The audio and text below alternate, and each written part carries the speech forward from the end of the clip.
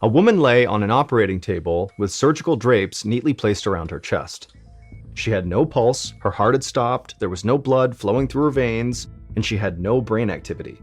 Medically, she was dead. But her lifeless condition had actually been induced on purpose by doctors.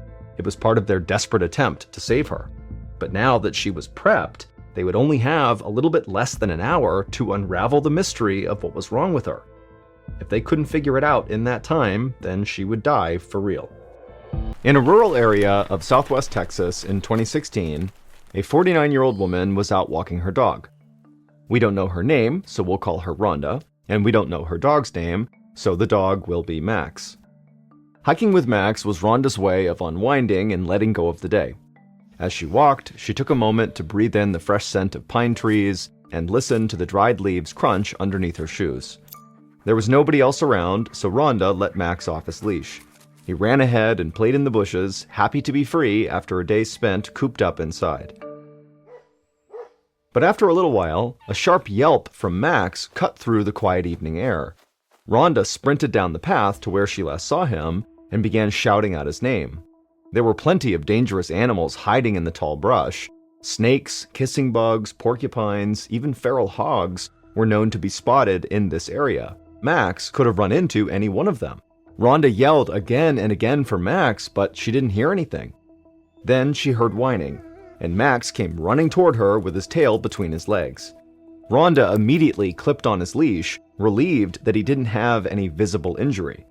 Rhonda decided to end the walk right there and head home. And then once she got there, she could clean Max up and make herself some dinner. The next few days were uneventful, but towards the end of that week, Rhonda started to feel under the weather. She didn't have much of an appetite, and it hurt whenever she swallowed cold drinks. She figured she might have a mild flu or maybe a sore throat, but as the days went by, she kept feeling worse and worse. She couldn't catch her breath, and her chest hurt, and no matter what she did, Rhonda just could not get comfortable, especially when she laid down. Rhonda had high blood pressure, which had caused symptoms like this in the past, but she had been faithfully taking her blood pressure medication, so she didn't understand why she was now feeling this bad. She decided not to take any chances and went to the emergency room of a nearby hospital. As Rhonda sat in the waiting room, all she could think about was the pain in her chest. Whatever this was, it didn't feel like a simple blood pressure issue. A nurse asked Rhonda some basic background questions, like whether she drank alcohol or used tobacco. She admitted to having the occasional drink, but she said she never smoked. She said she didn't do any drugs either. Then, Rhonda was given an electrocardiogram, which is a simple test that records the electrical activity of the heart and indicates any problems with the heartbeat. After the test was done, a doctor came in and read through the results.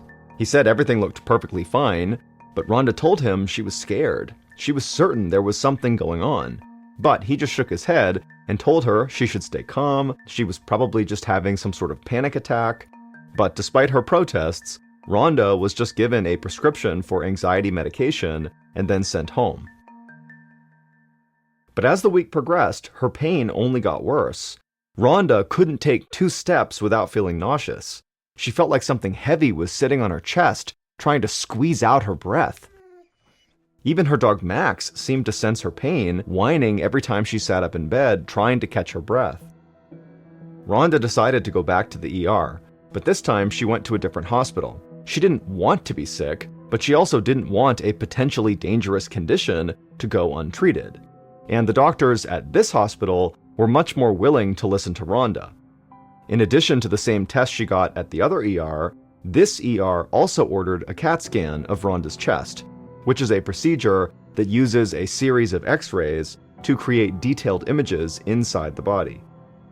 This time, when the doctor came to Rhonda's bedside to go over her test results, Rhonda could instantly tell something was wrong. The doctor told Rhonda that there was fluid collecting in her chest. This fluid was putting pressure on her heart and causing her to feel tired and breathless. He didn't know why this fluid was collecting, but they needed to keep a close eye on it. If the pressure built up too much, Rhonda's heart could be permanently damaged. Rhonda was then officially moved from the ER to a room in the hospital itself. She was nervous but also relieved. They might not know exactly what was wrong with her yet, But at least they weren't insisting that it was just an anxiety attack. By early the next morning, Rhonda's symptoms had not improved, and even with the pain medication, she could barely sleep. Her chest still hurt too much. A nurse came into Rhonda's room to draw blood, but right after the nurse inserted the needle into Rhonda's arm, something strange happened.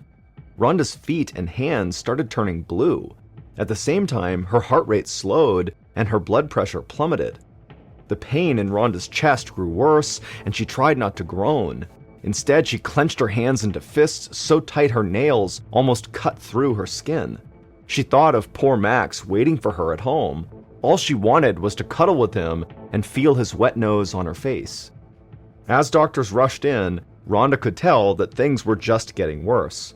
The doctors measured her heartbeat and then gave her an injection to increase her heart rate and blood pressure. Once Rhonda was stabilized, her cardiologist arrived at her bedside. He could see that the excess fluid around Rhonda's heart was exerting more pressure. It was getting so intense that it could stop her heart from beating. There was no time for the doctor to make a precise diagnosis. Rhonda needed surgery right now. That fluid had to be drained or she was going to die. They could figure out what was actually wrong with her afterwards. Rhonda was rushed into surgery, and doctors removed almost 2 cups of fluid from the sac surrounding Rhonda's heart.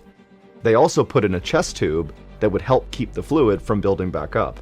Her cardiologist hoped that the procedure would be enough to stabilize her. Right away, Rhonda started to feel better. Her vital signs improved, and she was able to eat a little bit and even check in with her dog sitter.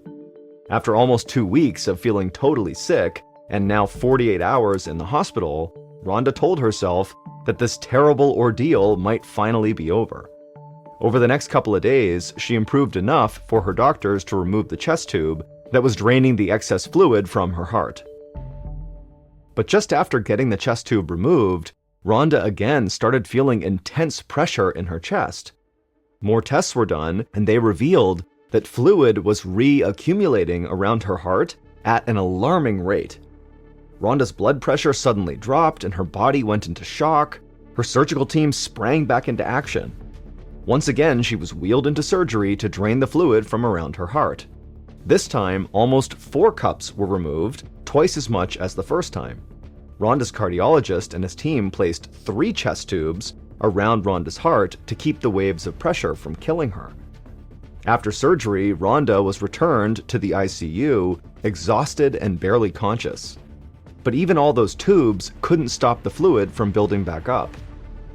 Instead of getting better, Rhonda remained in critical condition. They were running out of time to save her. Her doctors watched over her with a sense of dread, wondering how they could possibly stabilize her if she crashed again. 6 terrifying days later, doctors drained her heart for the 3rd time. This time, though, her cardiologist noticed something strange in the bloody liquid they drained out of her chest. He examined it and realized that the liquid was full of blood clots. Rhonda must be bleeding internally. If one of those clots made its way into her heart, it could block an important artery. This would cause cardiac arrest and kill Rhonda in seconds. Her cardiologist ordered more scans and then carefully studied each one. And that's when he noticed something truly puzzling. Rhonda's aorta, which is the large artery connected to the heart, showed a small, thin shadow. The cardiologist was baffled by it. He knew it had to be connected to the bleeding, but he couldn't tell what it was, and he had to find out. To do this, he needed to see Rhonda's heart completely still and without any blood to obscure the view. While it sounded impossible, there was a way to do this. He needed to perform an incredibly dangerous surgery, the kind of surgery that he would only do when there was no other choice. He dreaded reaching this decision, but it was the only way to save her life. Rhonda would have to be put into a state called total circulatory arrest. The surgical team would do this by first drastically lowering her body temperature. Then they would have to stop her heart from pumping. Rhonda would be in suspended animation, with no pulse, no blood pressure, and no signs of brain activity. she would basically be no different from someone who was actually dead. Putting Rhonda into the state would allow her doctors to see what was wrong with her heart, but it only gave surgeons an extremely short window of time to work, about 40 minutes. If it went on any longer, they might not be able to bring Rhonda back. As the surgical suite was prepped for the procedure, the cardiologist and his team went through every minute detail of the operation. Then the surgeon took a deep breath and began the process of putting Rhonda into deep hypothermic circulatory arrest. A cooled saline solution was slowly injected into Rhonda's blood. This lowered her body temperature to somewhere between 64 to 68 degrees Fahrenheit and caused her blood to stop flowing. A machine took over her breathing. Once all her body functions had stopped, the cardiologist called for a scalpel and made his first incision. The entire surgical team watched as he cut through the sac surrounding Rhonda's heart, carefully pushing aside tiny blood vessels until he was able to make an incision in the aorta. Wearing specialized magnifying glasses, he carefully examined Rhonda's heart. Within moments, he was stunned to see an object deeply embedded inside of her aorta. He carefully removed it with microforceps and dropped it in a specimen jar. Then he cut out the damaged part of the aorta, repaired it with the synthetic graft, and closed Rhonda back up. Then the team slowly and carefully raised Rhonda's body temperature. Her heart was restarted with a defibrillator. In minutes, blood was pumping through her veins again, and color started to return to her face. As Rhonda was wheeled back to the ICU to recover, the object that had been pulled out of her aorta was already being closely examined by pathology. By the next day, Rhonda's medical team knew the very risky surgery had worked. The fluid had stopped accumulating around Rhonda's heart, and she said she was starting to feel better. Over the next several days, the lab analyzed this object that had been pulled out of her that had basically pierced a hole through her aorta. Rhonda was in her hospital room chatting with some family when her cardiologist entered, holding something in a small glass jar. He told her that the pathology department had a little present for her. They knew what had caused her near-death crisis. The object from her aorta that had nearly killed her was an inch-long, black and extremely sharp porcupine quill. But now the question was, how had it gotten inside of her? It happened more than a month earlier, on the day she went for a walk with her dog Max in the woods. When Max ran into the brush and began whimpering and whining, he had encountered an angry porcupine. Later, when Rhonda got home, she saw several quills sticking out of Max's fur. Rhonda had painstakingly removed them, but while she was doing this, she had accidentally swallowed a porcupine quill and somehow didn't notice. The quill poked a hole in her esophagus and then made its way to her aorta, where it caused her to bleed into the sac around her heart. Since she had no idea that she had swallowed a quill, she never thought it was necessary to tell her doctors about the incident with her dog and the porcupine. 3 weeks after she was first admitted to the hospital, Rhonda made a full recovery and went home. She still went on long walks with Max and still let him run free into the brush. She wasn't the kind of person who lived in fear, but her heart always started to beat a little faster whenever Max ran out of sight for more than a few minutes. Somewhere out there in the brush, there might still be a stubborn porcupine with a few missing quills waddling around. On a spring evening in 2014, 43-year-old Amy Pearl looked out the kitchen window of her neighbor's brownstone in Brooklyn, New York. About 20 people were packed into the tiny backyard for a cookout. Amy was making a vegetable dish, so she was sautéing some wild onions that she'd picked from her mother's garden. After the onions were ready, she headed outside to join the party, where the host was now cooking a giant rack of lamb on a charcoal grill. Amy mingled with her friends until it was time to eat. Then they all sat down at a long table. The lamb, wild onions, and assorted roasted vegetables made for a delicious meal. Amy even sneaked some meat to her dog, a brown and white pit bull mutt named Cola. Amy couldn't help but think about how lucky she was.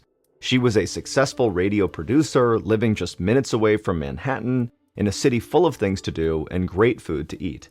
And she had a group of amazing friends to enjoy it with. A few hours later, the party ended, so Amy said her goodbyes and headed back to her own apartment with her dog. After she got home, Amy went to bed. It was midnight and she was ready to get some sleep. But a couple of hours later, she woke up and just felt totally strange. A wave of anxiety hit her, but she wasn't sure why. She decided to get up and go to the bathroom. When she walked in and flipped on the light, she took a look at her face in the mirror. She was shocked when she saw her reflection. Her face looked misshapen and her eyes were swollen. Amy could barely recognize herself and immediately knew something was wrong. Then she was hit by this awful dizzy spell. In a daze, Amy walked back toward her bedroom. She was so dizzy she had to hold on to the walls for support, but she managed to get back to her room and climb into her bed. As soon as she lay down, she felt like she was going to pass out. Amy stood back up and attempted to walk off her dizziness as her dog, Cola, followed her around the apartment. As she paced around, Amy started to have these intense stomach cramps. Her mind began to race and she wondered what was happening. Amy wondered if she had accidentally poisoned herself with something she ate from the dinner party. She thought maybe there might have been a snail hidden on the wild onions, or maybe the onions themselves were just poisonous. She was worried she might have poisoned her friends too. So far, no one had texted or called her though, so she hoped everything was okay. As her anxiety intensified, Amy got up and returned to the bathroom and splashed cold water on her face, which helped calm her down a bit. She dried her face off with a hand towel and realized she no longer felt dizzy. Amy told herself that maybe a night's rest would just fix everything, so she returned to her bedroom and finally fell asleep. The next morning, Amy woke up feeling much better. Her stomach had stopped hurting and her face looked normal again. However, she wanted to figure out what had happened. She figured the best way to start was to check in on her friends who had gone to the same party the night before. Amy picked up her phone and dialed the neighbor who had hosted the cookout. She didn't want to alarm them by talking about her symptoms, so she just asked them how they felt the party went. The host was very happy with everything and thanked Amy for making the wild onions. Amy got off the phone feeling totally relieved, and so she called some more people who attended the party, and again, everyone just seemed fine and had a great time. Amy was left totally bewildered and without any answers about what had happened to her, but she ultimately just chalked up the whole thing to an upset stomach and tried to move on. A week later, on a Saturday night, Amy decided to stay in with her dog, Cola, instead of going out with her friends. She decided to make a cheeseburger and french fries for dinner, so she pulled a frozen patty out of the freezer and turned on the stove. When the burger was done, Amy placed a slice of cheese right on top and watched it melt. Then she put the burger on a bun and added the fries that she had cooked in the oven. Amy grabbed a can of soda from her fridge. She sat down on the couch next to Cola and took her first bite of the burger. The patty was a pink medium rare, the cheese was melted and gooey, and the fries were perfectly salted. Amy savored every bite and then watched a movie. 2 hours later, as the credits of the movie began to roll, Amy hugged her dog. As he licked her face, she started to feel lightheaded. She stood up too quickly and nearly fell over.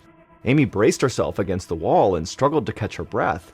Her chest began to tighten, and she started breathing faster and faster, and so kind of in a panic, Amy began trying to take deep breaths to calm herself down, and as her breathing did begin to settle, all she could think about was what had happened to her after her neighborhood party a week earlier.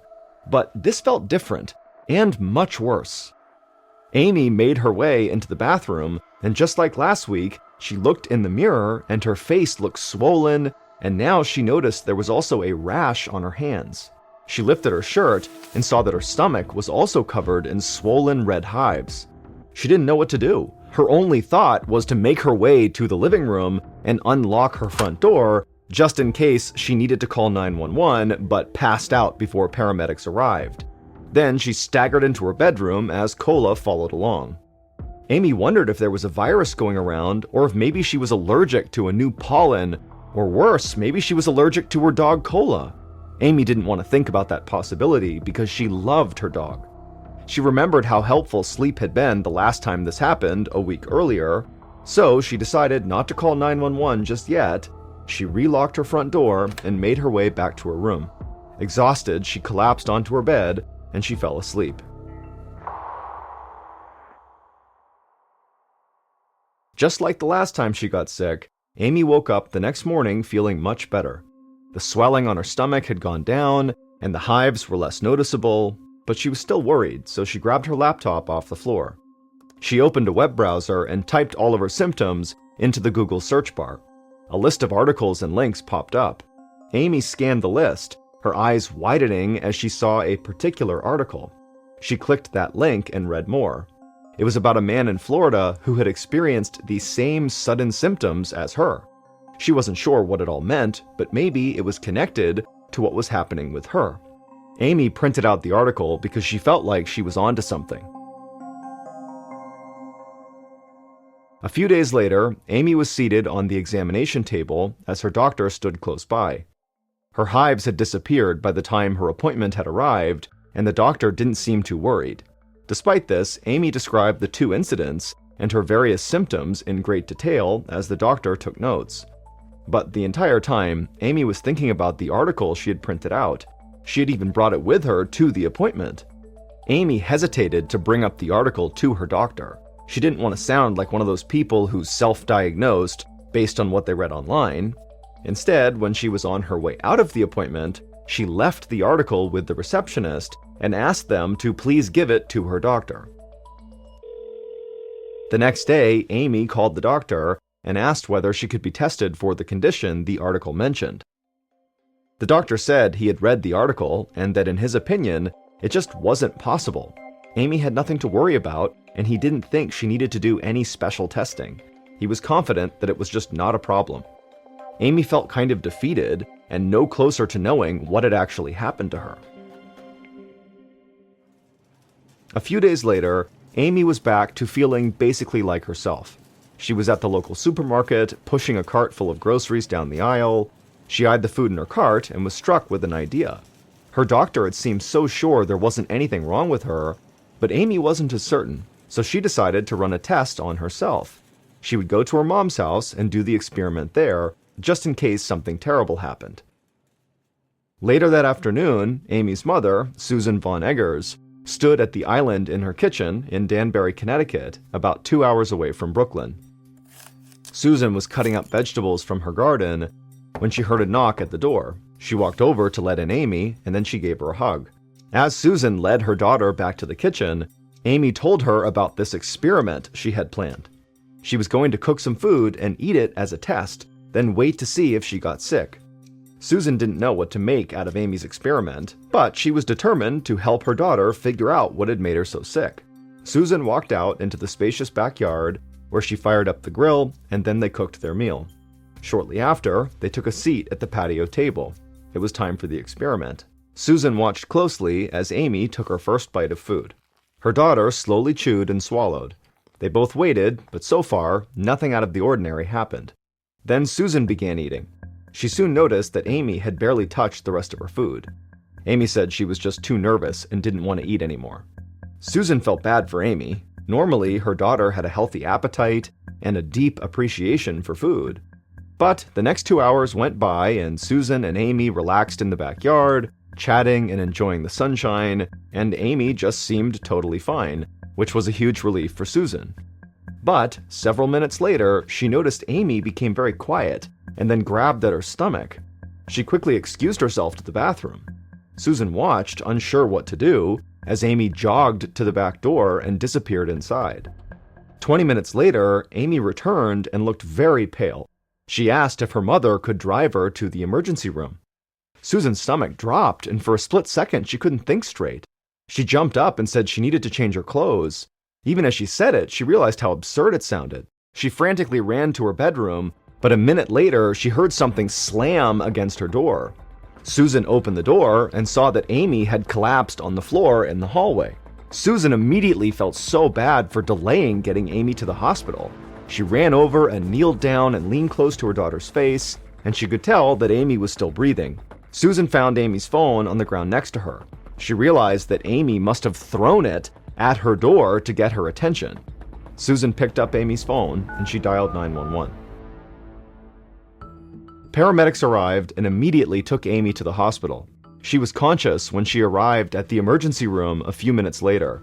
She was immediately given a shot of a drug called epinephrine to prevent her from going into anaphylactic shock.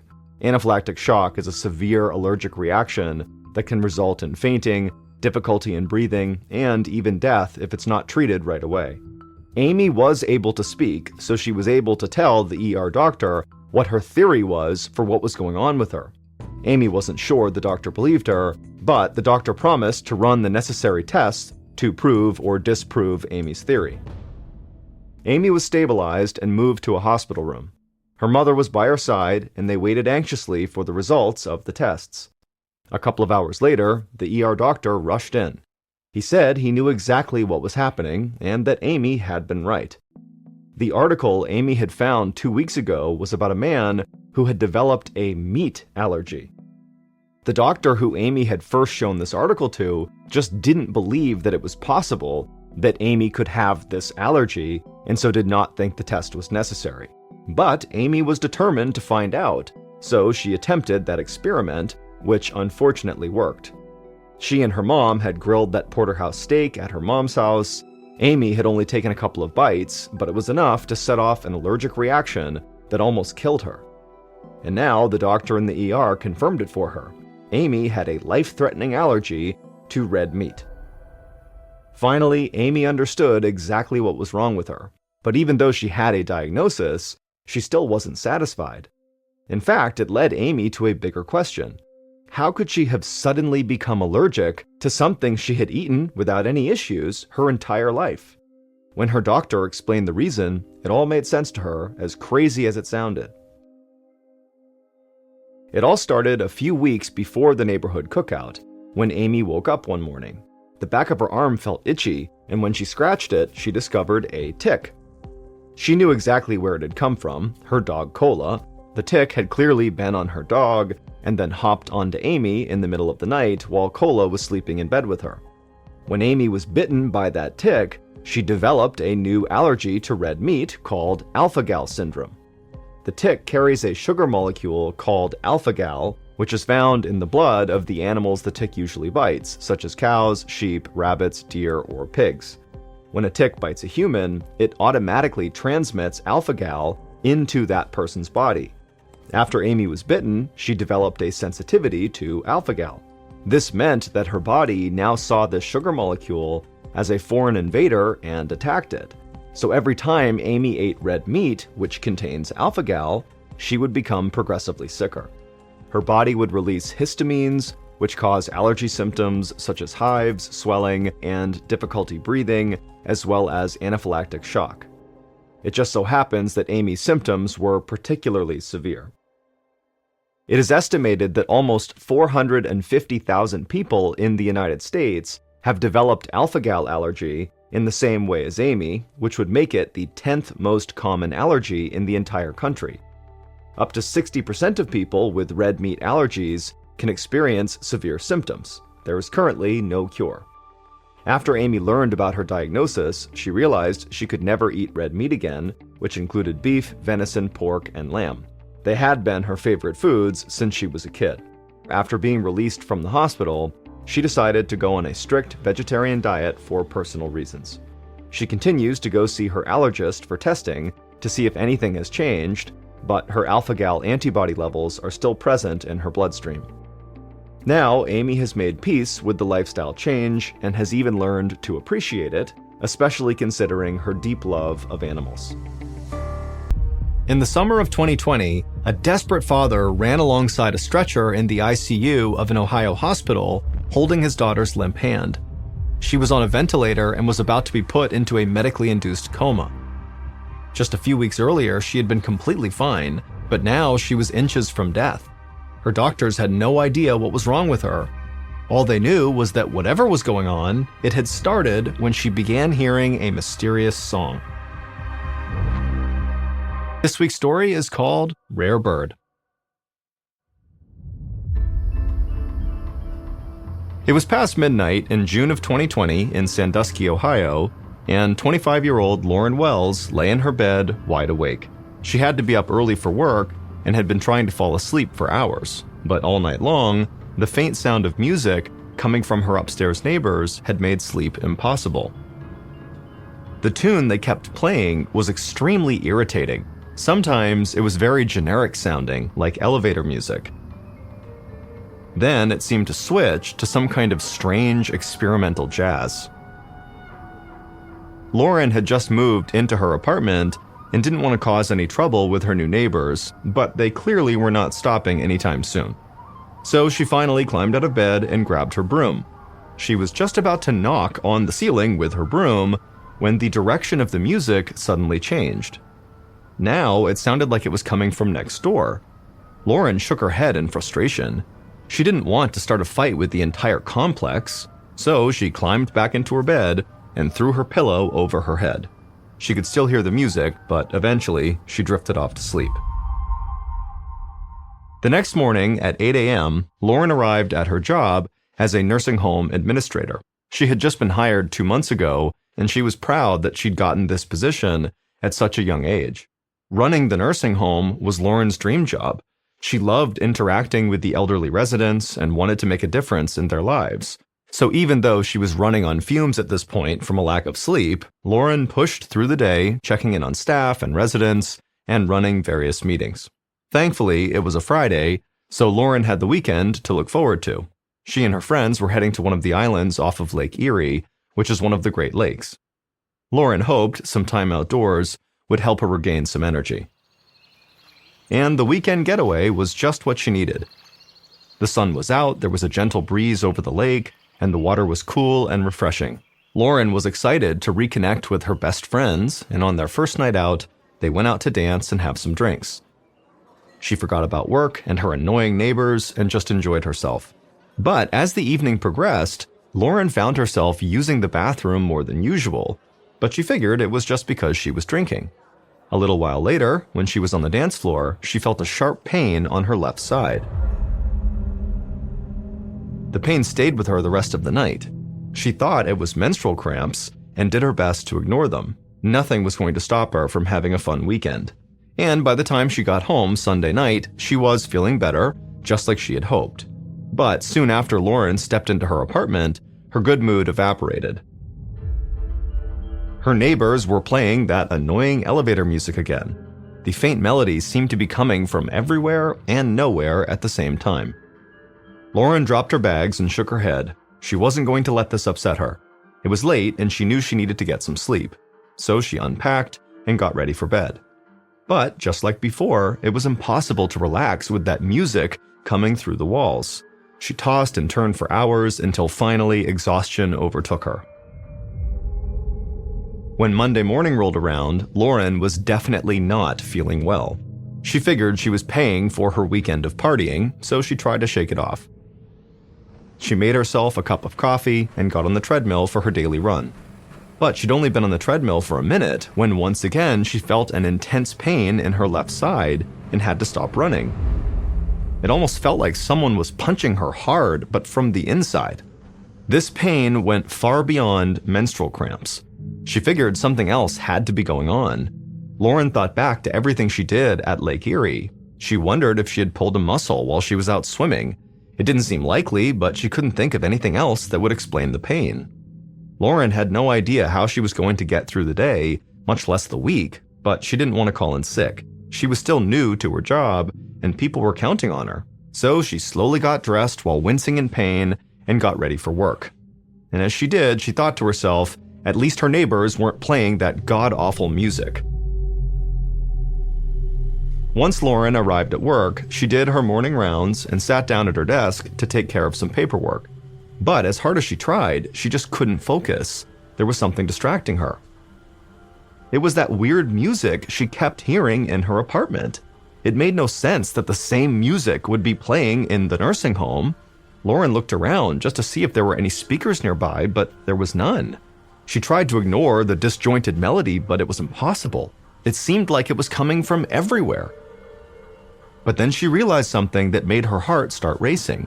If there really wasn't any music actually playing right now, that could only mean one thing. The music was only happening in her head. She wondered if she was going crazy, but before she jumped to any conclusions, Lauren thought of someone who might be able to help her. She had a friend who was an audiologist, which is a doctor that specializes in hearing. Lauren called her right away and explained what was going on. She described the strange, repetitive sound and said it was following her everywhere. Lauren's friend listened patiently, then told her that what she was describing sounded upsetting, but it actually wasn't uncommon. She promised that Lauren was not going crazy. She said that sometimes people can hear melodies in everyday noises, like busy traffic or the hum of air conditioners, and just like songs that get stuck in your head, these sounds can do the same thing. Since Lauren was clearly so tired, she was probably more susceptible to hearing these noises. Her friend was sure that once Lauren just got some quality sleep, this weird music she was hearing would go away. Lauren was relieved, but also frustrated. The music was actually the thing keeping her from sleeping in the first place. But she was glad to know that if she could just get some rest, maybe her life would go back to normal. As the week went by, Lauren did her best to stay relaxed, but the music in her head just would not stop, and it continued to make sleep nearly impossible. And so a few days after talking to her friend, Lauren again dragged herself to work, and as she headed down the hall toward her office, she noticed a new odd sensation. Her hands felt like they were covered in a thick layer of dirt, and they felt sticky too, almost as if a glue stick had melted in her palm. She kept scrubbing her hands with soap and hot water, but she couldn't get them to feel clean. Lauren was totally confused. She'd never felt anything like this before. And it wasn't long before that same sensation spread to her feet. Lauren felt like her socks were glued to her toes. At first, it was just a little bit irritating, but then it became totally unbearable. She started going barefoot at work, which helped a little bit. She realized it was weird, but she couldn't stand the thought of putting her shoes and socks back on. Lauren was afraid that there was a connection between her auditory hallucinations and now her hands and feet feeling dirty all the time. But she had no idea what that connection could be. Lauren's instinct was telling her to go see a doctor, but she imagined how ridiculous it would all sound. She hung on to what her friend, the audiologist, had told her about feeling better with some rest. And so Lauren convinced herself that this was the weekend she would finally get some sleep and all these problems would just finally go away. That Saturday night, more than 2 weeks after her strange symptoms had begun, Lauren climbed into bed exhausted. She tried to ignore the strange soundtrack playing in her head, her sticky hands and feet, and the dull pain still in her left side. She pulled the comforter up to her chin, and she tried to meditate, letting the sounds of birds outside her window lull her to sleep. But after a few minutes, Lauren's eyes flew open. She realized that the birds singing outside her window were seagulls. Seagulls live near water, and there was not an ocean or a lake anywhere near her. The seagulls got louder and louder, and finally sounded like they might just fly right into her room at any second. Lauren knew that no amount of rest was going to make them go away, because just like the music, these squawking seagulls were in her head. She couldn't wait any longer. She needed to see a doctor.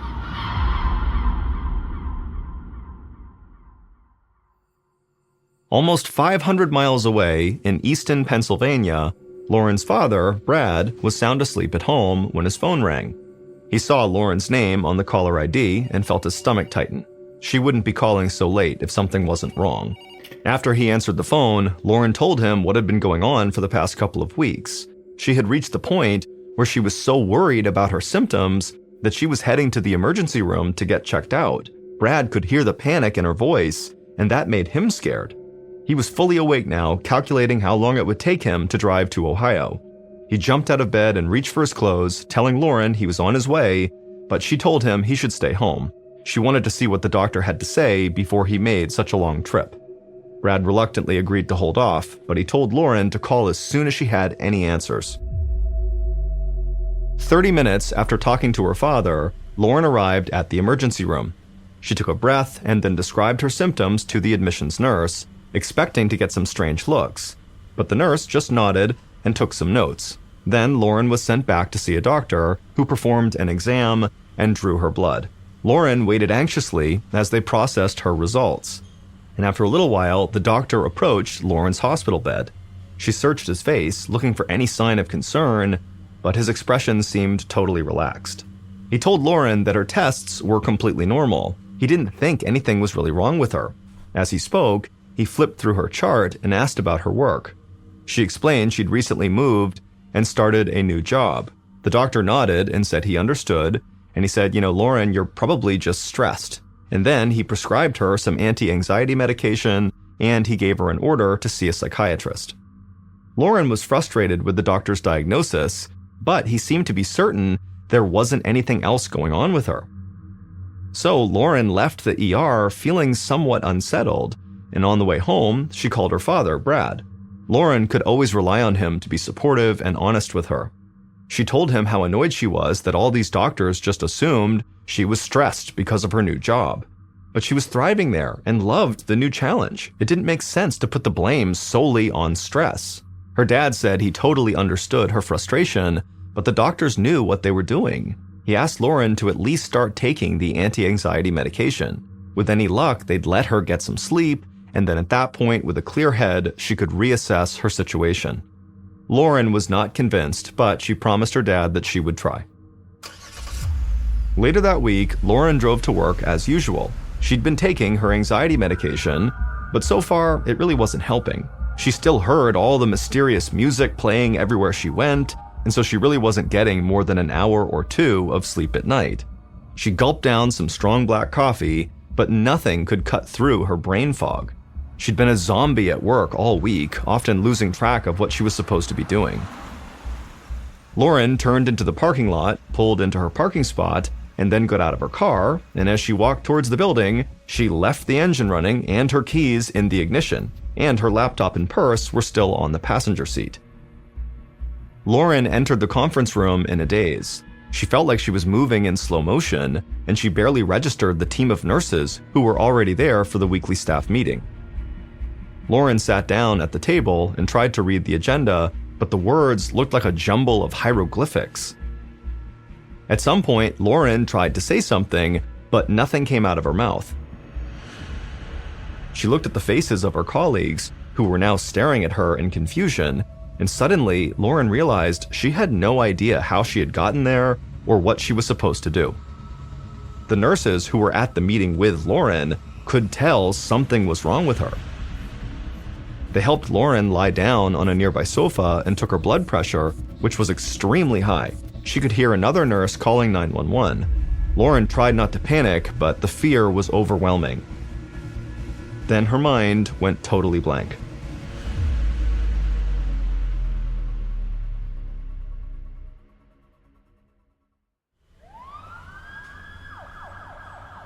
By the time the ambulance arrived, Lauren was starting to come out of her trance-like state. The fog that had been clouding her mind had lifted, and she felt more clear-headed than she had in a long time. She insisted that she did not need to go to the hospital, but the staff wouldn't hear of it. And so, after some gentle coaxing, they convinced Lauren to get in the ambulance. The paramedics took Lauren to a local hospital where doctors ran a series of tests. As she waited for the results, she felt surprisingly calm. She was so relaxed that she began texting her friends to come hang out with her in the hospital. She said she was having a great time. Lauren's friends were taken aback by these text messages. They knew what she was going through, and this just didn't sound like her at all. A little while later, Lauren's father, Brad, was busy at work when his cell phone rang. He'd been on edge the whole week, worrying about his daughter. When he saw it wasn't her number, he felt relieved. But then he realized the person calling him had an area code from Sandusky, the town where Lauren lived. Brad's stomach tightened as he answered. It was one of Lauren's friends. She told Brad that Lauren was in the hospital and that she was not doing well. This time, Brad didn't hesitate. He raced home, threw some clothes in a suitcase, and sped off to make the 7-hour drive to Sandusky. Meanwhile, Lauren was waiting at the hospital for more test results. One of her close friends, who had come to the ER, was sitting next to her. When the doctor came back to Lauren, he gave her some good news. Her test results had all come back negative, just like before. They couldn't explain what had happened to her at work, but physically she was fine and she could be discharged. Lauren thanked him, then she turned to her friend and said that it must have been another false alarm. But Lauren could tell her friend still looked worried. And deep in her heart, Lauren knew she wasn't okay, no matter what these tests said. Her symptoms might have temporarily gone away, but they were going to return, and as she thought about that, she began to feel this terrible dread come over her. Lauren asked the doctor if there was any other alternative to being discharged.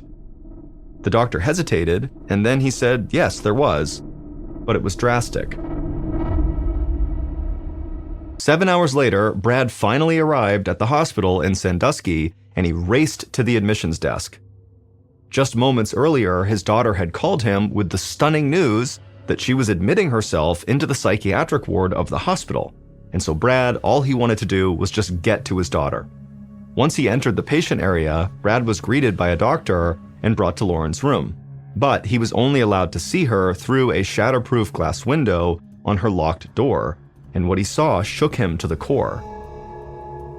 Lauren was writhing on the floor, screaming and begging to be let out. She was trying to tear off her shirt, food was splattered on the walls, and an empty tray and plate were upside down on the floor. Brad was stunned. Lauren had called him just a couple of hours earlier and seemed fairly clear-headed, and so he didn't understand how her condition could have changed so drastically. The doctor explained that he was giving Lauren medicine to treat schizophrenia, which is a serious mental disorder that causes people to hallucinate and experience delusions. They'd already started on her medication, but it would need time to take effect. Brad shook his head in disbelief. There was no history of mental illness in their family, and Lauren had always been so happy and well-adjusted. The doctor could only shrug. Schizophrenia did have a tendency to run in families, but it also struck out of the blue, usually in young adults anytime between their late teens and early 20s, and Lauren was 25. The diagnosis was terrifying. Brad was desperate to do something to help, but all he could do was wait for Lauren's medication to kick in. It was early in the morning when Brad left the hospital after Lauren had finally calmed down. He checked into a nearby hotel and sank into an exhausted sleep, thinking about his daughter and praying that she would be back to her normal self by the time he woke up. After sleeping for a few hours, Brad returned to the hospital, and when he got there, the nurse gave him a rundown of Lauren's condition. She said Lauren had begged the staff to use their hospital phone, and then when they said yes, she had called friends and relatives repeatedly, forgetting she'd already spoken with them. She'd also become very aggressive with the hospital staff.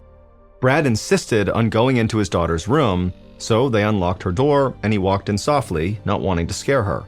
Lauren was sitting on a rumpled bed staring into the distance. Her hair was disheveled and there were dark circles under her eyes. He almost didn't even recognize her. Brad struggled to stay calm as he sat down next to Lauren. He tried to comfort her and asked her if she needed anything, but she didn't respond. The medications she was on didn't seem to be working, but the doctor said it could take a while to kick in. Without anything else to hold on to, Brad clung on to that hope. Over the next few days, Brad anxiously waited for Lauren to improve as doctors tried different combinations of medications. But on the 5th night after Lauren was admitted to the psych ward, things got even worse. Brad had gone back to his hotel, and in a routine that had become too familiar, a phone call startled him awake. It was someone from the hospital. Lauren had experienced a massive seizure and was being transferred to the ICU for further testing. Brad ran to his car, and by the time he arrived at the ICU, Lauren was heavily sedated. He flagged down a doctor in the hall and bombarded her with questions, but it was clear that the doctor was just as much in the dark as he was. All she knew was that Lauren was in critical condition and they were trying to figure out what was wrong. Afterward, in the waiting room, Brad called friends and family to update them. He tried to piece together everything that had happened to her in the last several weeks, hunting for any clues that might explain her illness, but all he had was a long list of strange symptoms and events.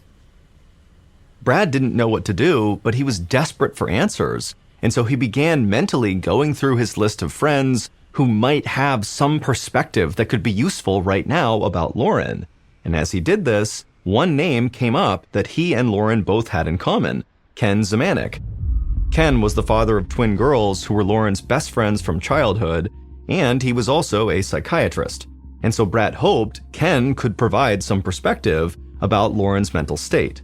When he got Ken on the phone, Brad was afraid that Ken would tell him the same things as all the other doctors, that it was possible Lauren had schizophrenia, or that Brad just needed to be patient and wait for more test results.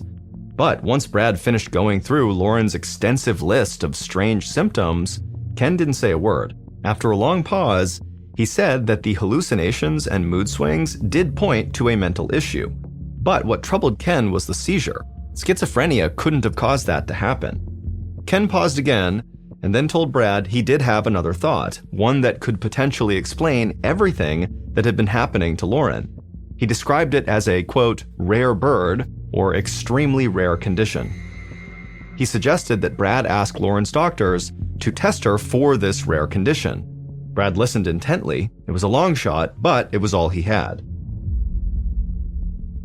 After Brad hung up with Ken, Brad Googled anything he could find about this rare disease Ken had mentioned.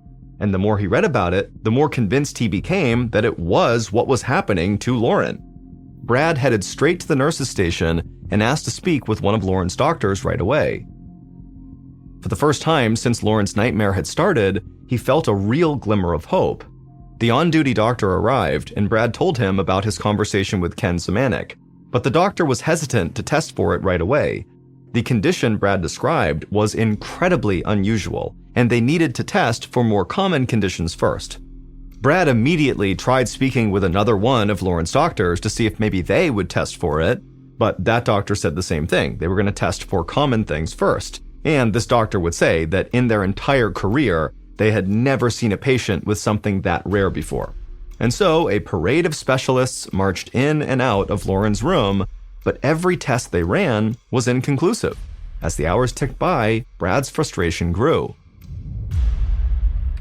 The next morning, Brad arrived at the hospital and headed straight to the ICU. As he walked down the hallway leading to Lauren's room, he heard a commotion of voices and the sound of beeping monitors. He ran into his daughter's room and saw a team of doctors hovering over Lauren. She was lying motionless on the bed and her eyes were closed. Brad stood there in shocked silence until a doctor noticed him and rushed over. He told Brad that Lauren's vital signs were dropping and they were working to get her stabilized. And so Brad needed to leave and go to the waiting area until the situation was under control. But Brad was sick of waiting in a medical twilight zone. His daughter was on the verge of death and they still had no idea what was wrong with her. He demanded they run the tests that he had requested about this rare illness. The doctor hesitated, but then nodded. He finally admitted that they were hitting a total brick wall and were at an absolute loss.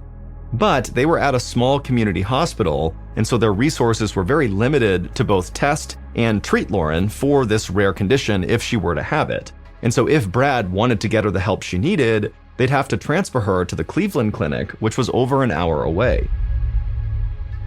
However, getting there was a huge risk. Lauren was so weak she could die on the transit. Brad was facing the biggest decision of his life, but he didn't hesitate. A few minutes later, Lauren was loaded into the back of an ambulance, headed for the Cleveland clinic. Brad followed behind in his car, praying his daughter could hold on just a little longer. When the ambulance finally arrived at the clinic, a medical team was waiting. Brad quickly parked his car and joined them as the team grabbed the gurney that Lauren was on and rushed her towards the entrance. Brad tried to stay calm as he watched them wheel her to the neurological ICU. Lauren's heartbeat barely registered, and she was having trouble breathing on her own. The doctors told Brad that her brain had also begun to swell, and so they needed to put her into a medically induced coma to help bring the swelling down. Lauren was given a strong sedative through an IV drip to put her into a state of unconsciousness. She was then hooked up to a ventilator that went into her mouth and down her throat to keep her breathing, and a feeding tube was inserted inside her nose and down into her stomach. Brad tried not to show how scared he was, but he knew Lauren was hanging on by a thread. Brad spent the next several hours anxiously pacing in the lobby of the ICU, while the heads of several departments at the Cleveland Clinic teamed up in an attempt to save Lauren's life. Finally, one of Lauren's doctors walked in with the results of Lauren's newest round of tests. The doctor was incredulous. Brad and his good friend, Ken Zemanek, had been right. Lauren was sick with something that was so unheard of, most doctors would never think to even test for it. She had a disease called anti-NMDAR encephalitis. Anti-NMDAR is extremely rare, affecting only 1 out of 1.5 million people per year. It had only been identified 13 years earlier in 2007. The disease causes severe inflammation of the brain, which then results in hallucinations and a total psychotic breakdown. This explained almost all of Lauren's symptoms, like hearing the strange music and the seagulls and the sticky feelings on her hands and feet. But it turned out that NMDAR by itself wasn't what caused Lauren to get so sick. The doctor explained that the disease usually signified a deeper, even rarer underlying condition, which would have caused Lauren's other symptoms, like the pain in her side and the frequent need to urinate. Those symptoms were caused by a tumor in her ovary called a teratoma. Teratomas usually strike young women. This kind of tumor is made up of tissue from other parts of the body, like hair, muscle, nerve, organ, or bone. Normally, when the immune system recognizes a tumor in the body, it creates antibodies to try and kill it off. However, the specific type of antibodies formed from a teratoma can end up targeting more than just the tumor. They can also attack the brain and cause anti-NMDAR. In trying to defend her body against this tumor, Lauren's brain had accidentally attacked itself. Brad nearly collapsed from relief. They had a clear-cut answer for what Lauren was up against. It meant they weren't working in the dark. Now they just needed to get the tumor out.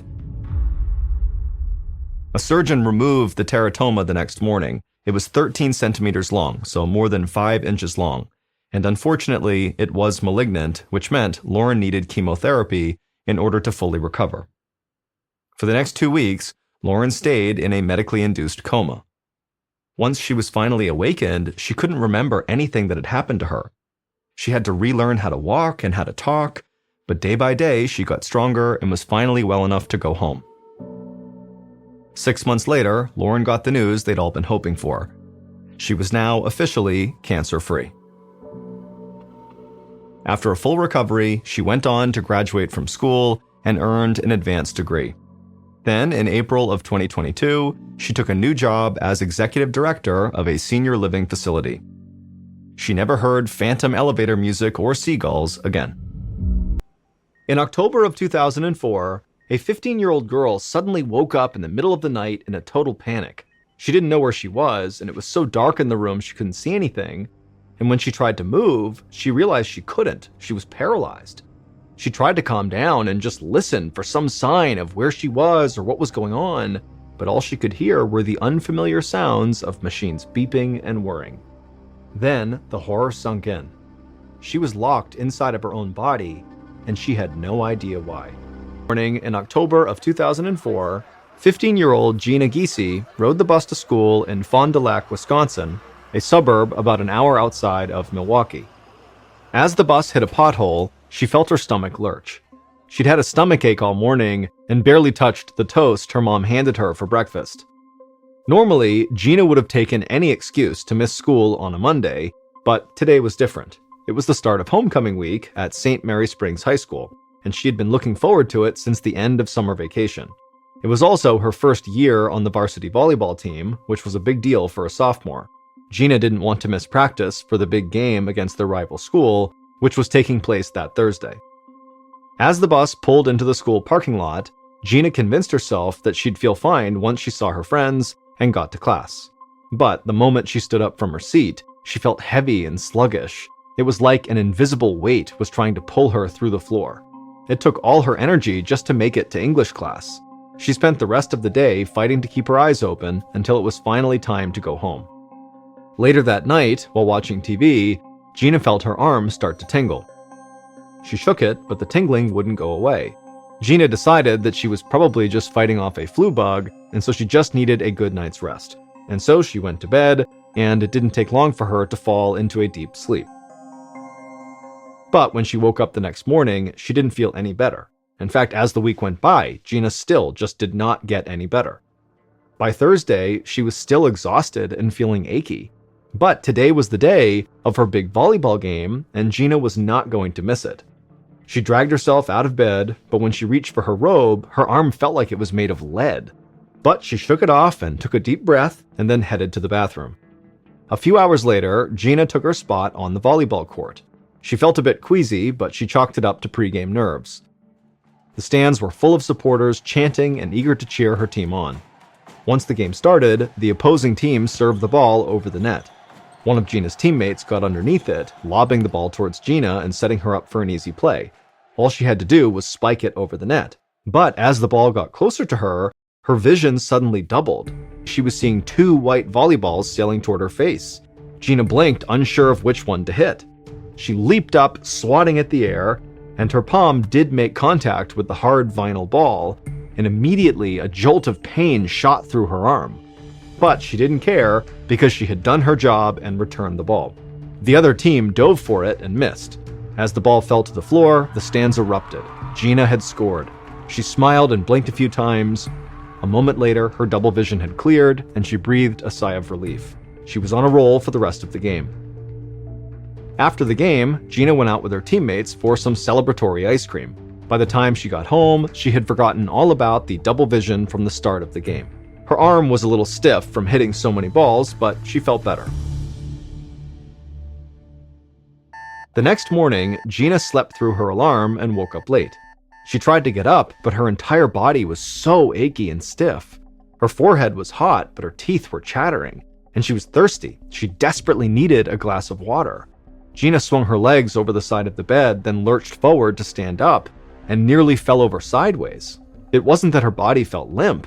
It was like her joints were so stiff she couldn't move them, so she couldn't walk. She felt like a mechanical doll whose battery had run out. Gina fell back into bed and called her dad, John, for help. John ran upstairs and came over to help his daughter out of bed. Gina threw her arm around his shoulder, and he propped Gina up onto her feet. Then John walked her down the hallway to the bathroom. Even though he tried to look calm, Gina could see the fear in her father's eyes. She tried to thank him for helping, but it was like talking with a mouthful of peanut butter. Her brain knew the words, but her tongue just couldn't keep up. That's when her dad yelled out to her mom, Anne, and said to get Gina's pediatrician on the phone right away. Anne got an appointment and helped John get Gina into her jacket, and then they guided her out to the car. Gina could barely put one foot in front of the other. But on the way to the doctor, something even more frightening happened to Gina. Her left arm just started jerking uncontrollably, and so her mom held Gina's other hand, looking totally panicked and afraid. Gina's mind was so foggy she could barely process what was going on. Less than an hour later, Gina was at her pediatrician's office. The doctor put her through blood tests, a CT imaging scan, and an MRI. Once those were all done, they sent her to an examination room to wait for the results. Gina shivered as she sat on the thin paper stretched out over the doctor's examination table. Her arm still shook uncontrollably, and her parched mouth was filled with saliva. She had been drinking water, but nothing could quench her thirst. Eventually, there was a knock at the door, and Gina's doctor walked into the room. He had a calm demeanor, but Gina could see in his eyes that something was clearly wrong. He told Gina and her parents that there was clearly something going on to make Gina extremely sick, but he just didn't know what it was yet. Gina's blood work came back fine. The neurologist couldn't find anything on her CT scans either. Gina didn't understand what this all meant, but she was scared. She could feel drool leaking out the side of her mouth, but she couldn't muster enough energy to make it stop. The doctor handed Anne a tissue, and Gina felt her mother's hand gently wipe it away. The doctor said that Gina needed to see a specialist at a larger hospital in Milwaukee, 70 miles away, and she had to get there fast. Minutes later, Gina was loaded into the back of an ambulance. Her parents held her hand and promised they'd follow right behind. During the ride to the hospital, Gina felt dizzy, so she leaned her head back against the stretcher she was strapped to and closed her eyes. She hoped that this next doctor would have an answer and she'd feel better soon. Despite the sound of the blaring siren, Gina could barely keep her eyes open, and she quickly fell asleep. The next thing that Gina remembered was waking up in a stark white hospital room with fluorescent ceiling lights that hurt her eyes. A nurse came in to check Gina's blood pressure. She asked if Gina could stand up. Gina slid off the hospital bed, and for a moment, she stood perfectly still. Then her body started jerking violently. The nurse caught her before she fell to the ground and helped her into a wheelchair. When Gina sat down, her eyesight became blurry again. It was like she was looking at the nurse through a sheet of wax paper. But even still, Gina could make out the nurse's sympathetic expression. The nurse told Gina not to worry. The neurologists would have her test results soon. Dr. Rodney Willoughby was in his office when Gina's test results arrived a few minutes later. He read and reread the results a dozen times. He was the lead doctor on Gina's case, and he needed to be absolutely certain of what he was seeing. He'd been a doctor for over 20 years, but this was his first time encountering a case like this. And now he was about to deliver the most tragic diagnosis of his career.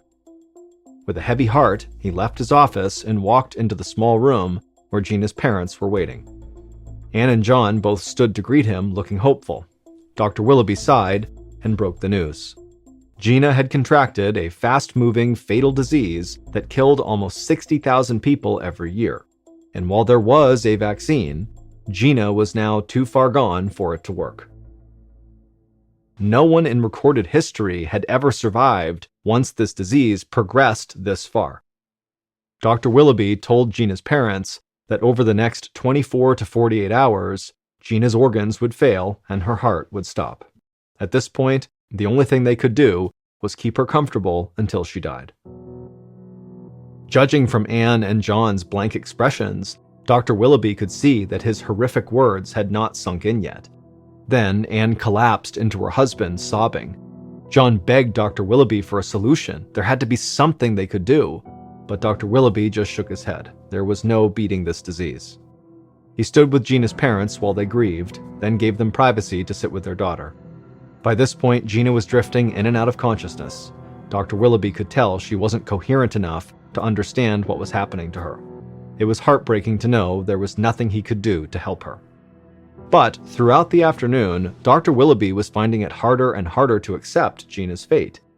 He called the CDC before he left the office. He knew the chances were slim, but he wanted to know if there was any new or promising research that could save Gina's life.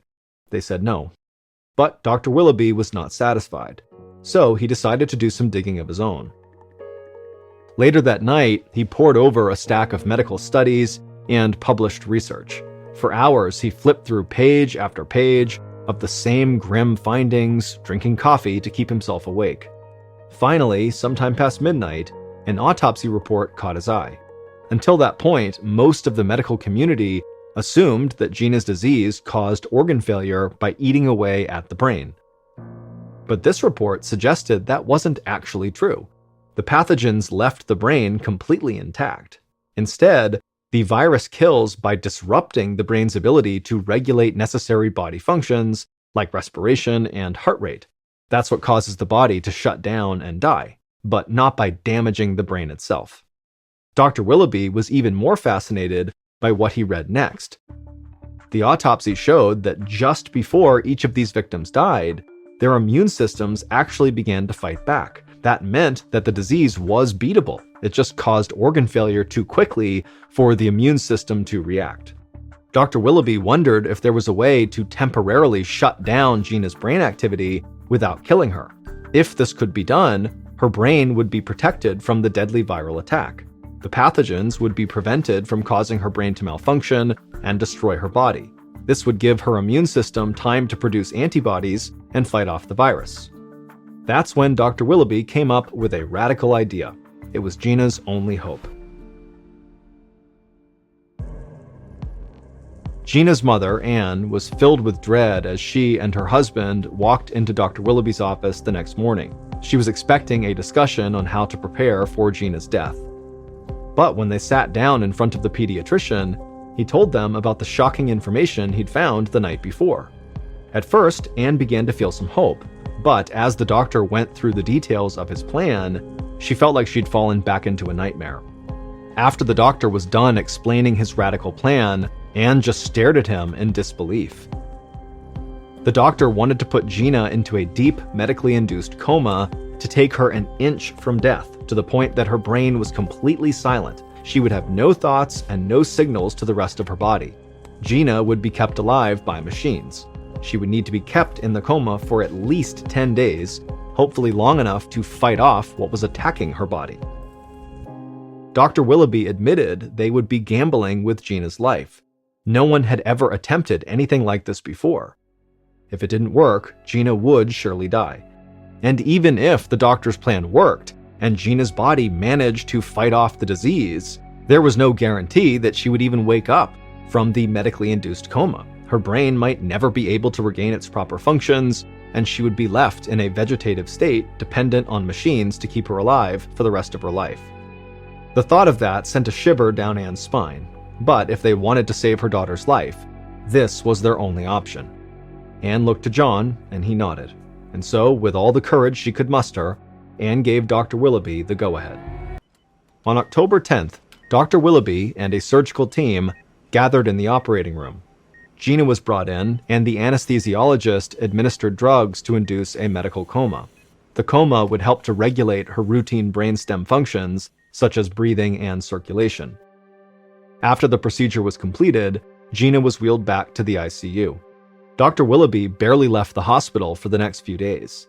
He would walk by Gina's room and hear the steady sounds of the machines that had taken over her body functions. He would see her parents were praying at her bedside. Dr. Willoughby prayed silently for Gina too. 10 days passed. The waiting was unbearable. Dr. Willoughby spent every moment anxiously hoping this treatment would work, and Gina's parents spent every possible second by their daughter's bedside. Finally, it was time to take her out of the coma and see if her body had been able to fight off this disease. Throughout the day, Dr. Willoughby lessened the amount of drugs that were keeping Gina asleep. If everything had worked, she'd soon be able to wake up on her own. But as the hours ticked by, the monitor tracking her brain activity was still a flat line. This was a bad sign. If the monitor didn't start showing something soon, Gina might never wake up. When Dr. Willoughby came into work early the next morning, he ran to Gina's room and checked her brain activity monitor again. The screen showed a flat line with the tiniest blips of movement on it. That meant Gina's brain was working. Dr. Willoughby breathed a sigh of relief. He couldn't believe that his plan might actually work. But Gina still had not actually woken up from the coma. When Anne and John arrived at the hospital later that morning, Dr. Willoughby led them over to Gina's bedside. He positioned Anne right over Gina's face. Then he opened Gina's eyes with a speculum, which is a tool eye doctors typically use to keep patients from blinking. Dr. Willoughby watched Gina's pupils flood with light, going big as saucers. Then they started to move. Gina was awake. Dr. Willoughby could see her eyes darting from right to left, looking all around the room, and then finally her eyes settled on her mother's face. Gina's pupils went wide with recognition, and Dr. Willoughby knew she had recognized her mom. Anne realized it too. She flashed Dr. Willoughby a grateful smile, her eyes welling with tears, and Dr. Willoughby breathed a huge sigh of relief. He took out his reflex hammer and tapped Gina's knee. But to his surprise, she didn't flinch. He tried again, but there still was no reaction. Dr. Willoughby's stomach turned. Even if Gina was still groggy, her body should have naturally had a reflex. He tried to keep a neutral expression, but he knew Anne and John could tell something was wrong. He didn't know how to tell them that Gina was awake, but physically she was paralyzed. She was literally locked inside of her body. The condition is actually called being, quote, locked in, and it's a rare disorder of the nervous system. People with locked-in syndrome are paralyzed except for the muscles that control eye movement. They're conscious and can think and reason. They can hear and see, but they can't move or speak, and they can't chew, swallow, or breathe on their own. And there was nothing Dr. Willoughby could do to help Gina. Their only hope was to wait and see if anything changed. That night, as he drove home, Dr. Willoughby prayed to God for forgiveness. He felt like he had sentenced Gina to a fate worse than death. She could spend the next 60 years as a prisoner in her own body, able to think and reason and feel, but never move. He could imagine how terrifying it would be for Gina to be going through this after almost dying of a deadly disease. When Dr. Willoughby returned to the hospital the next day, nothing had changed. Gina's eyes darted around the room, but her body remained motionless on the hospital bed. And the day after that was exactly the same. On the third morning after Gina had woken up, Dr. Willoughby arrived at the hospital full of dread. He stopped at Gina's room first and grabbed her chart from its holder on the door. Then he walked to Gina's bedside and removed the reflex hammer out of his breast pocket. Holding his breath, he gave her knee a soft tap. Gina flinched. A short time later, Anne and John arrived in Gina's room, and Dr. Willoughby excitedly asked them to watch as he tapped Gina's knee. Again, her muscles contracted, and Gina's parents went wide-eyed. After 2 weeks of surviving on slim threads of hope, they started crying, this time out of joy. 3 months later, Gina took a deep breath and opened her eyes. She was back home in her bedroom. Even though she'd left the hospital a week ago, she still worried that she'd wake up in that awful bright white hospital room, hooked up to machines, unable to move. Coming out of the coma had felt like being underwater. She could hear the muffled voices of people she knew and see the blurry outlines of their faces. But it wasn't until Dr. Willoughby pried her eyes open that she finally broke through the surface. It had taken days for the feeling to return to her body. First, she was able to flutter her eyelids. Then she was able to twitch her fingers. Eventually, she could feel her mother holding her hand. But even as the world began to snap into focus, Gina just couldn't move very well on her own, and even though she understood what others were saying to her, she couldn't speak back. Her parents and the nurses at the hospital had to do everything for her, like bathing and feeding her, and she would spend 2 months relearning how to walk and how to say basic words. But Gina was very grateful to be alive, and while her time in the hospital was a total blur, she remembered every detail of how her deadly illness had started. 1 month before her symptoms had appeared, Gina and her family had gone to Sunday Mass together at St. Patrick's Catholic Church. A few minutes after Mass started, Gina looked up and spotted something small and black flying around the ceiling. It was a little bird who was trying to get outside, but it wasn't moving toward any of the open windows. Instead, it was swooping down towards the pews a little lower each time. Most of the congregation was totally annoyed and kept swatting at it with their hats when it flew down. Then the bird grazed an usher who managed to knock it out of the air with a collection basket, and it fell to the floor and appeared stunned. Gina was an animal lover, and she felt bad for the little bird, so she got up from her seat and hurried to the back of the church, and she scooped it up. But as Gina carried this little bird in her hands, she got a closer look and realized it wasn't a bird, it was a bat. Outside the church, she opened her hands to let it go, but the bat bit her finger hard. Gina almost screamed, but she knew there were little kids watching her from inside the church, and she didn't want to scare them. So she bit her lip and whipped her hand away from the bat, sending it flying across the church lawn. Gina watched as the bat flew away and then cradled her finger. A small pinprick of blood bubbled up where the bat had broke the skin. Gina washed her hands in the bathroom and then snuck back into the church pew beside her parents, smiling as parishioners looked over and flashed grateful looks at her. Gina would tell her parents that the bird was actually a bat, but it never occurred to Gina or her family that the moment the bat's tiny fangs pierced Gina's skin, a lethal pathogen had latched onto one of the nerves in Gina's fingertip. And over the next month, that pathogen replicated and grew, crawling its way up Gina's arm and rooting in her brain.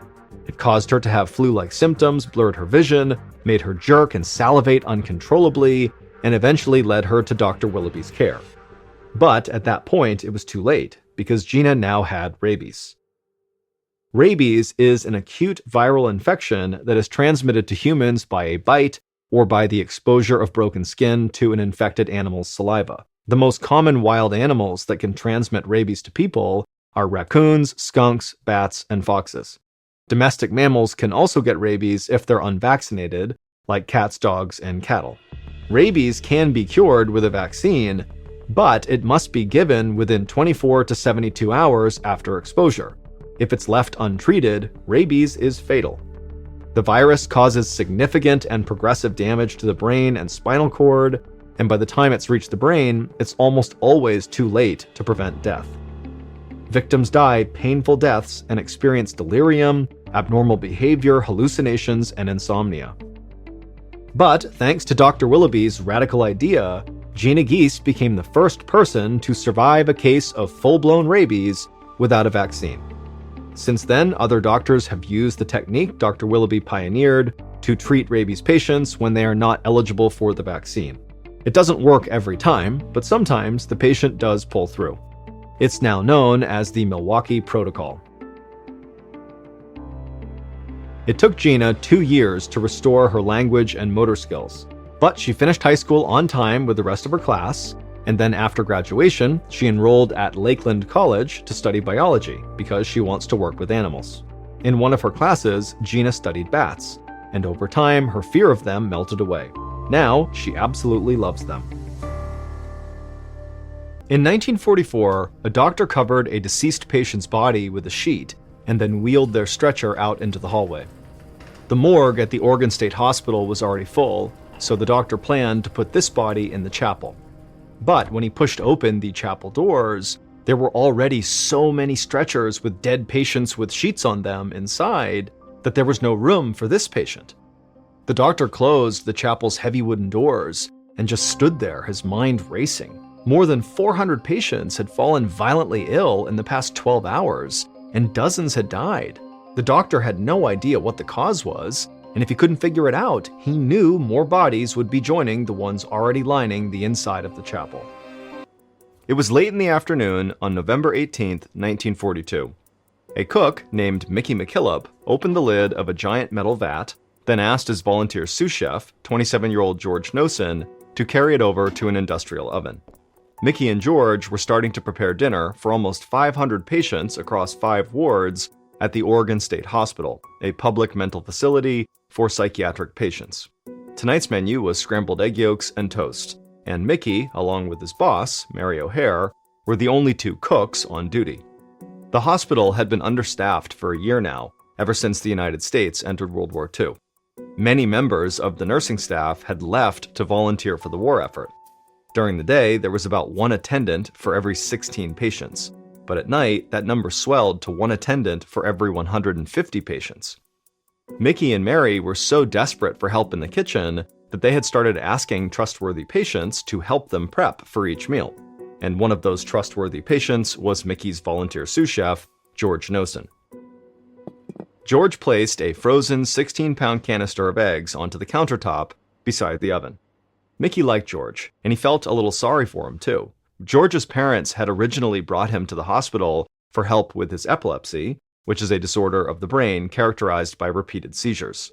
At this time, people were just beginning to understand how epilepsy actually worked.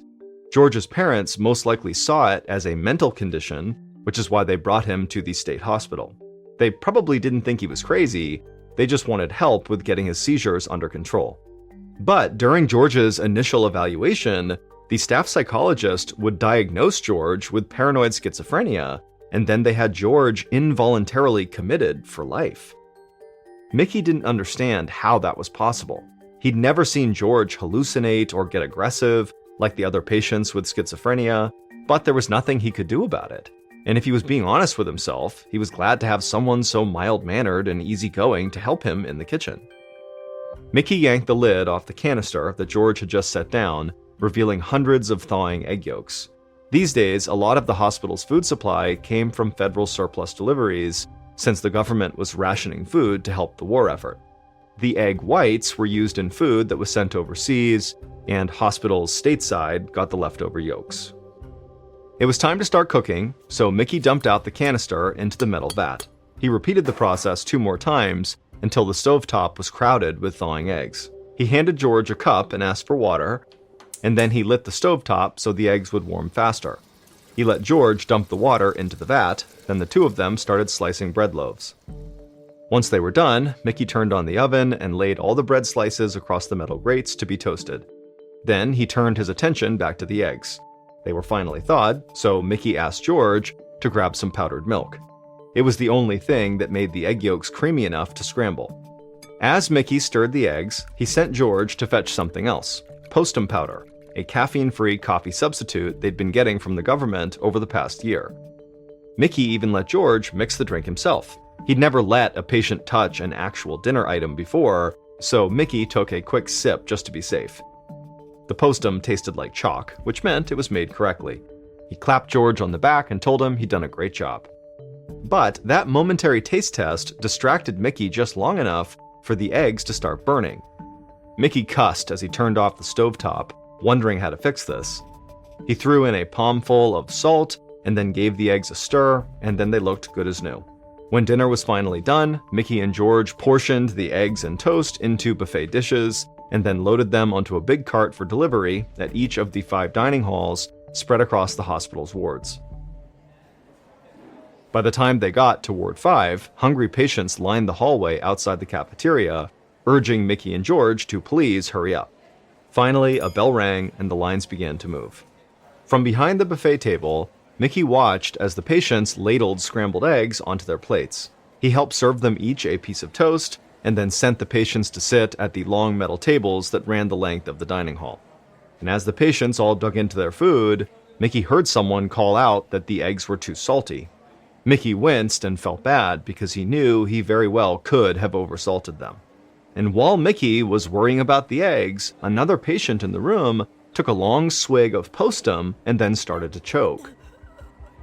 One of the nurses walked over to pat the patient on the back, but instead of swallowing, the patient keeled over and threw up on the nurse's shoes.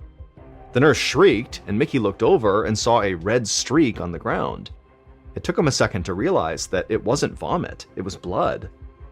The patient then fell backwards onto the floor, and those around him began to scream. The nurse bent over and tried to steady the man, who was now having a seizure on the floor. Mickey ran over to help her, but before he could make it, another patient sent a spray of red blood shooting across the table. Mickey shouted for everyone to stop eating. But his warning came too late. More patients began throwing up blood. Others collapsed onto the floor, writhing in pain. Mickey didn't know what to do, so he just tried to catch patients as they fell. One nurse ran into the hallway and sounded an alarm. Mickey stooped over a patient who was clawing at his own face, saying he couldn't feel it. His lips were swollen and blue. He tried to help the man return to his seat, but the man collapsed back down to the floor and started saying that his legs were paralyzed. Mickey was totally horrified and his hands trembled with fear, and he had no idea what could cause this terrible reaction people were having. Dr. William Lidbeck had just finished dinner when his phone rang at his home on the hospital grounds. When he picked it up, all he heard on the other end was screaming and shouting. Then a panic-stricken nurse got on the line and begged him to run up to the hospital. Patients across 4 of the 5 wards were collapsing, they were vomiting blood, and now losing feeling in their faces and limbs. Dr. Lidbeck dropped his fork, ran out his front door, and tore across the lawn, heading for the side entrance of the main hospital building, 100 yards from his cottage. With every step, the screaming he could hear grew louder. It sounded like every patient inside of the building was in agony. Moments later, the doctor flung the door open and stepped into the hallway, and the scene that greeted him was horrible. The hallway was full of patients sitting on the floor with their backs up against the wall, coughing blood into their laps. One man had been strapped to a gurney in the hallway, spasming wildly, blood running down the front of his shirt. His entire mouth was swollen and drool collected at the side of his lips. A nurse ran into the hallway and beckoned Dr. Lidbeck to come quickly. He followed her through a doorway into the cafeteria, where he saw dozens of patients writhing on the floor. The nurse that Dr. Lidbeck had followed dashed ahead of him. She knelt down beside one of the patients and started spoon-feeding him baking soda. Dr. Lidbeck caught up to her and asked what was going on. She admitted that the nursing staff had no idea what had caused this outbreak, but it had started right after the patients had begun their dinner. She didn't know how to reverse it, but she was just hoping that baking soda would help alleviate their stomach pain. The entire staff was running around in complete panic, trying to manage symptoms. Dr. Lidbeck took a deep breath and tried to push down his rising fear. He'd never dealt with sudden illness on such a massive scale. But he knew that he couldn't do anything without the proper equipment. He had to get his medicine bag from his office on the second floor. He instructed the nurse to keep working, then ran out of the cafeteria and down the hallway. He turned the corner into the third ward, where the scene was exactly the same. It was full of patients covered in their own blood, writhing on the floor. Dr. Lidbeck had always prided himself on having a steely stomach, but this felt unbearable to watch. He rushed through the hallway, stepping over sick patients as he went, and ran up the stairs to the second floor. But as he left the stairwell, he stopped dead in his tracks. The atmosphere in this ward was completely different. The hallway was empty. If it weren't for the screams echoing from downstairs, it would almost feel peaceful. As he walked past open doors, he saw all the patients tucked in their beds. They looked scared, but seemed to be otherwise fine. Dr. Lidbeck was confused. How was this ward so calm when the rest were full of chaos and vomiting patients? A door opened at the end of the hallway, and the ward's head nurse, Allie Wassel, stepped out and walked toward him. Dr. Lidbeck thought she looked really pale. The nurse seemed very relieved to see Lidbeck, and she would tell him that she thought there had to be something wrong with the eggs from dinner. She said she had taken one bite and they had tasted so spoiled that she ordered all her patients not to eat them, and so her patients were fine, but she had been throwing up ever since. A chill ran through Dr. Lidbeck. He didn't know yet what was causing his patients to vomit blood, but now he knew it very likely had to be related to the eggs. It was the only thing all the patients had eaten that night. But it couldn't just be a case of spoiled food. An egg would have to be so rotten to cause this that it never would have been served in the first place. It would have been obviously bad. Then a realization dawned on him. If the eggs themselves were fine, it meant that something else had been put in the eggs that night. He was glad that Nurse Wassel had not eaten more of them. Dr. Lidbeck told the head nurse that if she started feeling worse, to please come find him right away, and then the doctor ran back downstairs to tend to the sick patients. As Dr. Lidbeck went down a hallway, he passed by the hospital morgue. A nurse was wheeling a covered stretcher inside. One of the patients had died. Dr. Lidbeck's blood ran cold, but he didn't have time to stop and mourn. There were hundreds of other patients still waiting for treatment, and so he didn't have a moment to lose. 16 hours later, in the late morning of November 19th, Oregon Governor Charles Sprague raced along the highway in his car. An hour earlier, Sprague had heard about last night's outbreak at the state hospital. Now he was on the way to the state capitol, where an emergency state board of control meeting would soon commence. From the moment the United States had entered the war, Sprague feared a morning like this. He was worried that the outbreak at the hospital was caused by sabotage, that the country's enemies had deliberately tampered with these eggs. He knew that the Oregon State Hospital received food rations from the government. The frozen eggs had been part of a shipment to the hospital 6 months ago. But those eggs had been separated from a much larger batch. It was entirely possible that someone had poisoned that larger supply, which was then sent around to various institutions throughout the country. Sprague worried that if someone had tampered with the egg supply, anywhere that had received eggs from that batch would suffer a similar attack. Sprague shuddered at the thought of a spy for the Axis powers poisoning innocent Americans. The Food and Drug Administration had already ordered all institutions that received these eggs to immediately stop using them. Sprague's driver stopped the car outside the front steps of the Capitol building. Once Sprague got out, he was greeted by an aide who walked with him up the stairs. The aide had just received word from the hospital.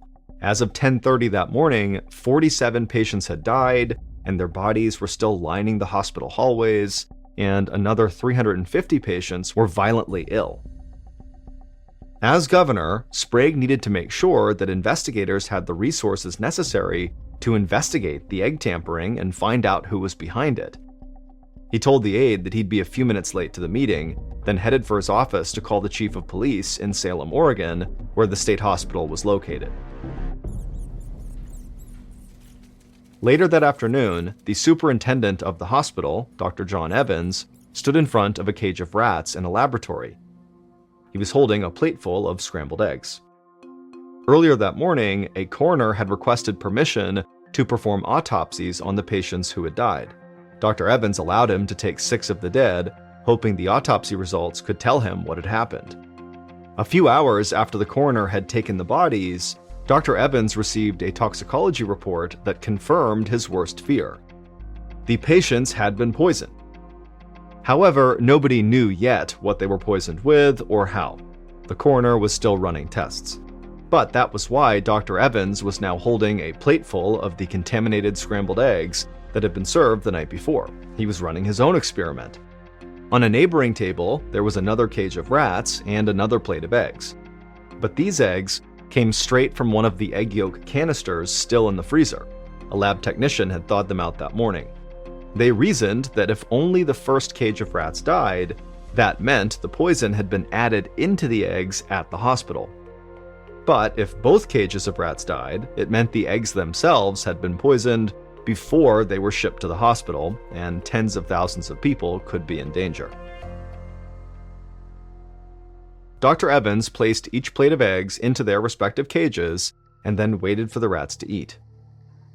A moment later, the rats in the first cage began to shake violently and foam at the mouth.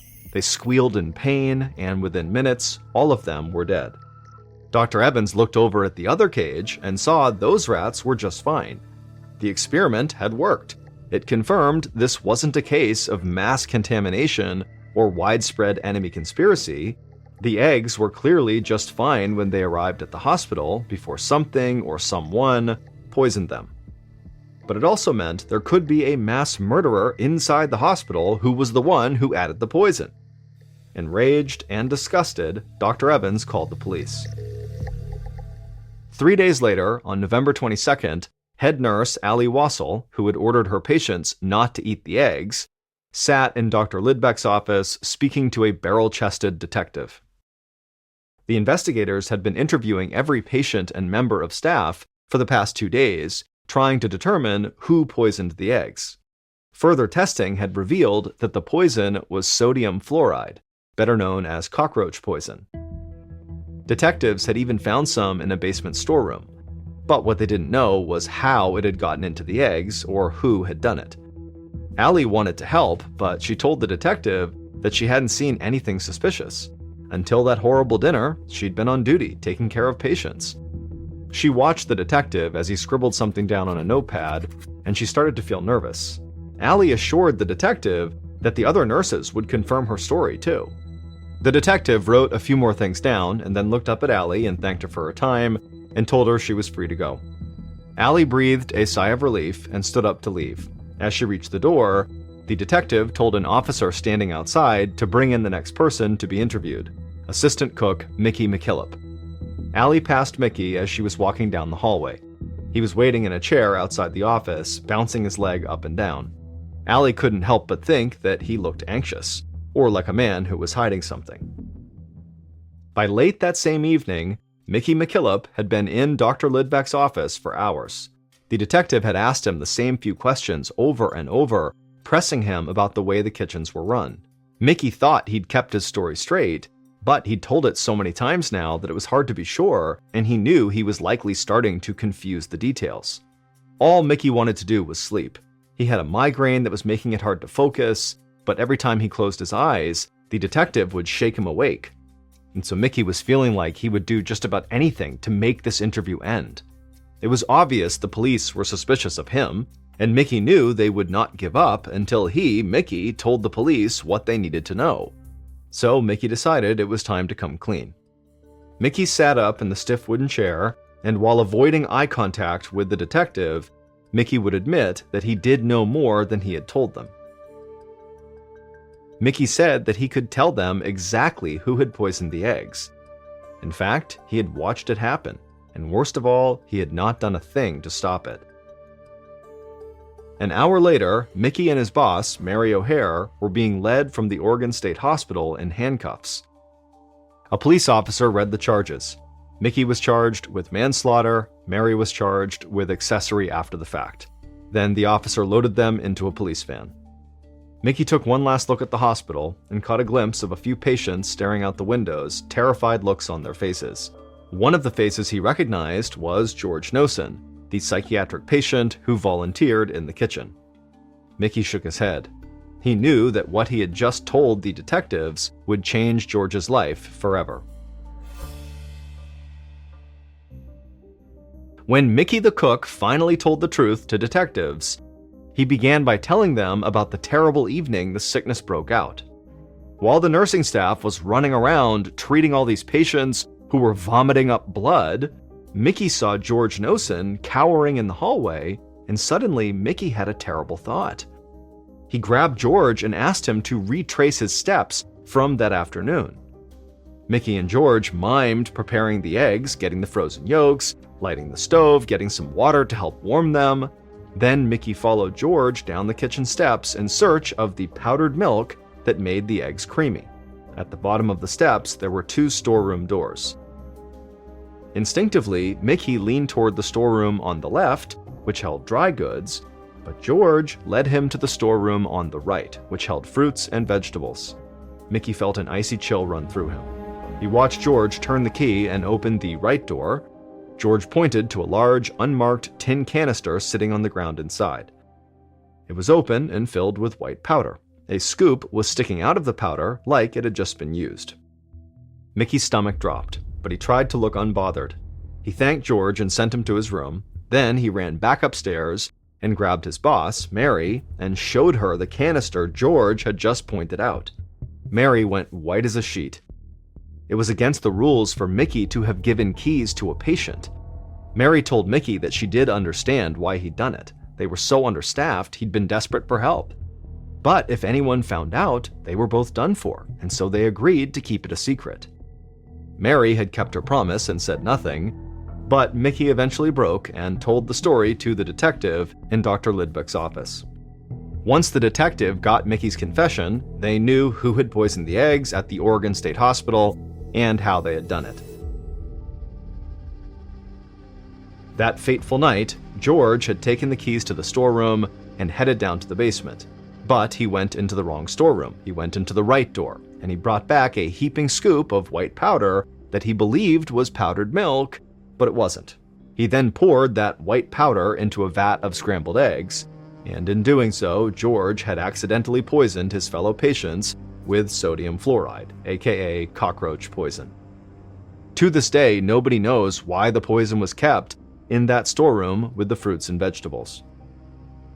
In adults, a lethal dosage of sodium fluoride is just 5 to 10 grams, which is a bit more than what you'd find in a sugar packet.